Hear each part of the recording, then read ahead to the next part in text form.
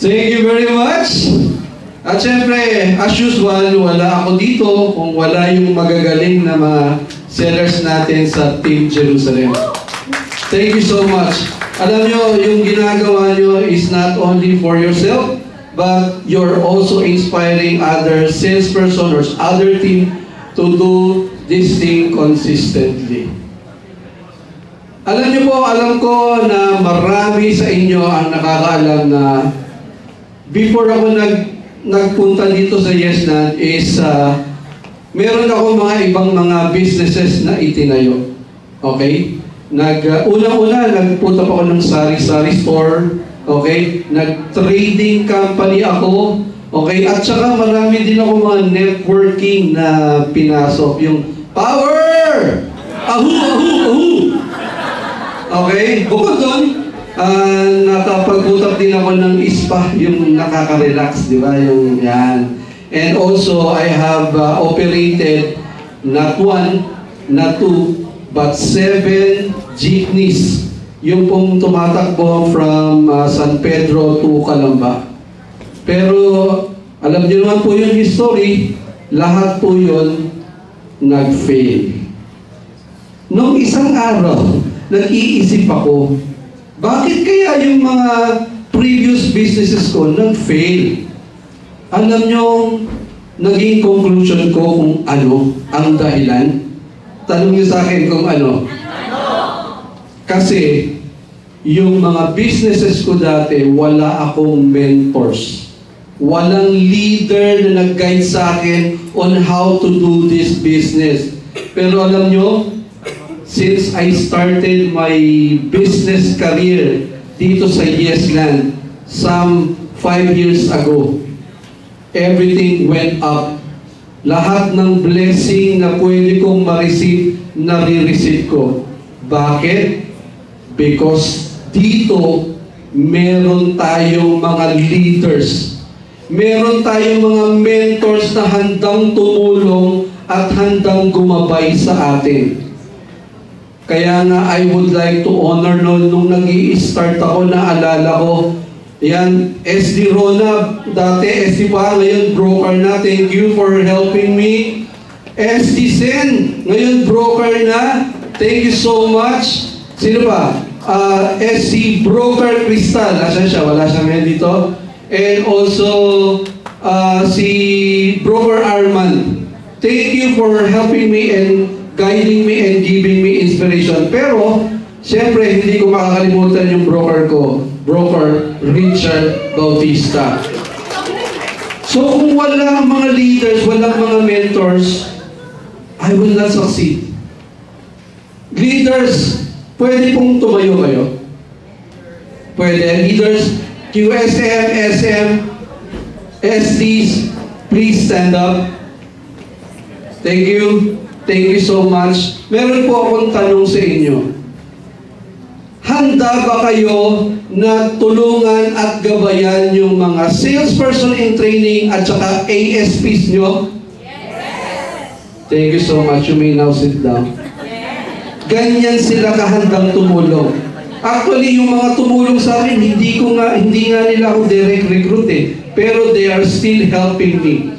Okay? So, ganun dito kaya tayo nagtatagumpay. Ngayon, mga salesperson in training, mga ASPs, narinig nyo na yung ano nila, yung sinabi nila, na tutulungan nila kayo.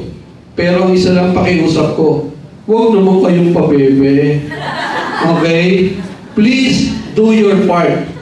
Remember, yung tagumpay mo, yes, nandiyan yung leader, pero for the most part, ikaw ang may kagagawa nun.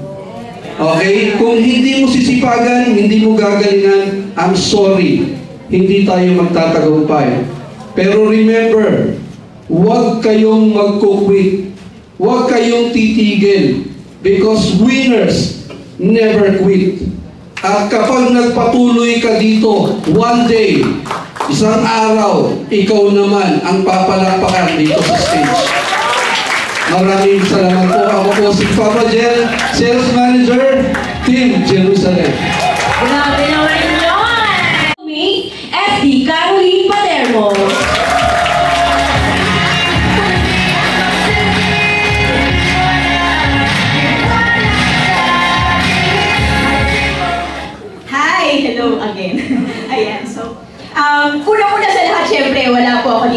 aking kinatatayuan, kundi sa Team San Diego.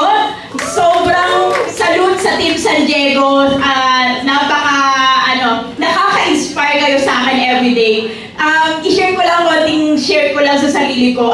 Para sa akin, itong journey ko bilang sales director dito sa Yesland is all about serve. Yung pagsaserve ko, kasi sa umaga pa lang nagdarasal na talaga ako kasi hindi ko talaga alam kung paano maghawak ng team. Sa totoong buhay lang, mahihain lang po talaga ako. Ayan, so sa umaga, ang prayer ko po talaga is maging blessing sa marami. Sabi ko, I am your servant, Lord, and let it be to me according to your word. Lagi pong ganun lang po. Sobrang kailangan ko si Lord para hawakan yung team ko. Sabi nga nila, it feels good to serve talaga. Kapag ang mission mo is serving, lahat ng tasks nagiging meaningful. At itong pagiging leader ko sa Team San Diego, sobrang sarap po. Nakasama ko si Lord dito. Sabi nga sa mga nababasa ko, when you serve God with all your heart, magre-reflect din siya sa pagsaserve mo sa team mo at nabibigay mo more meaningful yung pagsaserve, and then sa client po, nagiging excellent ka rin. Pag humaharap ako sa client, hindi ko iniisip na bebentahan ko siya. Paano ako makakapag-serve sa'yo ngayon? Kaya naman, kapag kaharap ko yung client ko, na-amaze siya sa service na binibigay ko sa kanya. Kasi hindi ko pinararamdaman sa kanya na ibebentahan kita, kailangan ko ng komisyon. Para sa akin, every no na na-encounter ko po is mission accomplished pa rin. Kasi nabigay ko po talaga yung pagsaserve ko sa kanya na feeling ko, yun na yung service na okay, or siguro meaningful service. Ayan. So, ganun din guys sa Team San Diego, yung sinasabi ko lagi sa kanila, hindi tayo puro benta-benta lang, is talagang serve talaga sa clients, and ayun nga, kapag yun talaga is hindi pwedeng masiro tayo sa hindi pwedeng masiro tayo sa pagsaserve natin sa client. Natural talagang darating sa iyo kapag kaharap mo yung client. Ang sarap sa feeling, yung client na mismo makakaramdam ng energy mo na maraming beses na nagsasabi sa akin na gusto ko yung energy mo, iba yung vibes mo. Kaya minsan, natutuwa ako kasi parang feeling ko, answered prayer na rin ako sa kanila. Yun lang guys, kasi para sa akin, Lord, bye-bye po.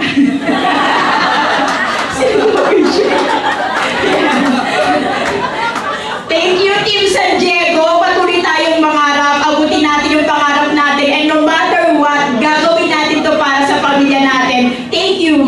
Thank you so much, Ashley Laron. So let me go on. Our top broker for the month of May, Broker Lilibet Alalay.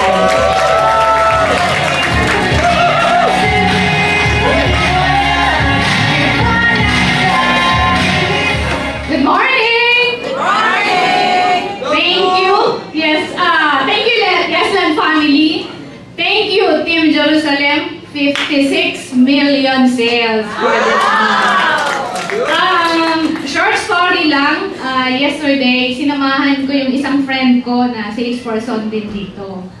We had a tripping, and sadly, partida, dalawa na kaming salesperson, hindi namin na-close ang sale. So, sad story, di ba? Pero ako kasi lagi kong tinitingnan pag hindi na-close ang sale, it's always an opportunity to learn. So, okay lang. Lagi tayo dito, next. And, laging pinairal natin, patience. Kasabi nga po, patience. Patience. Okay.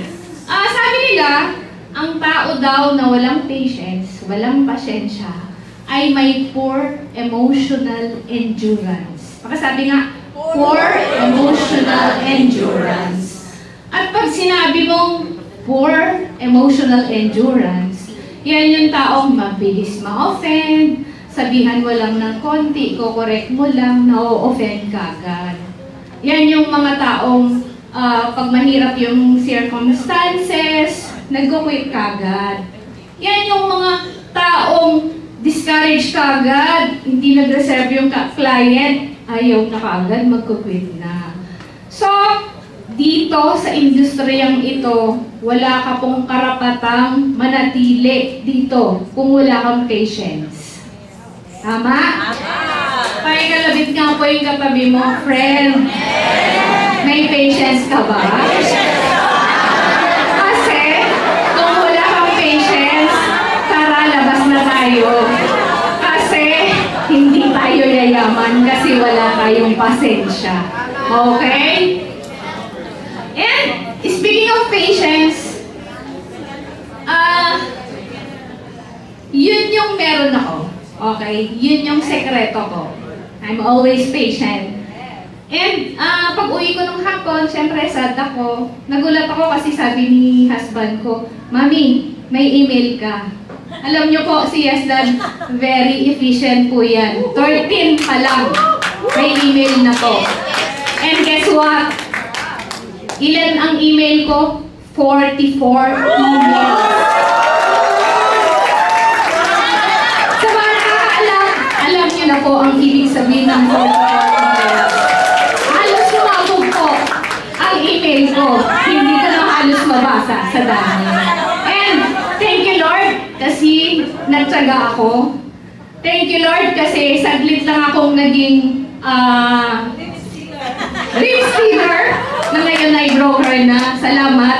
And of course, dahil sa patience ng mga wire staff natin, salamat sa help nyo sa amin, how we do the business. Thank you sa mga leaders na hindi nagsasawang magpadala ng inspirational quotes, ng announcement ni Yesland sa mga GC na hindi pinapansin ng mga salesperson sa GC. Salamat sa inyo. Magtsaga lang po tayo. And thank you sa sales force ng buong Yesland family kasi every now and then, ngayong month, 195 million sales for the Yesland family. And syempre, gusto kong i-welcome yung mga bago natin dito, yung mga seats. Sabi ko nga, patience. Patience in learning kasi katulad ninyo na nandyan din kami noon, nagsaga din kami. And now, we are earning the harvest. And magtiwala tayo sa kakayahan natin kasi sila nga nakaya nila, di ba? Ano yung kaya nila na hindi nyo kayang gawin? Baka nga malagpasan nyo pa, di ba? So, what's the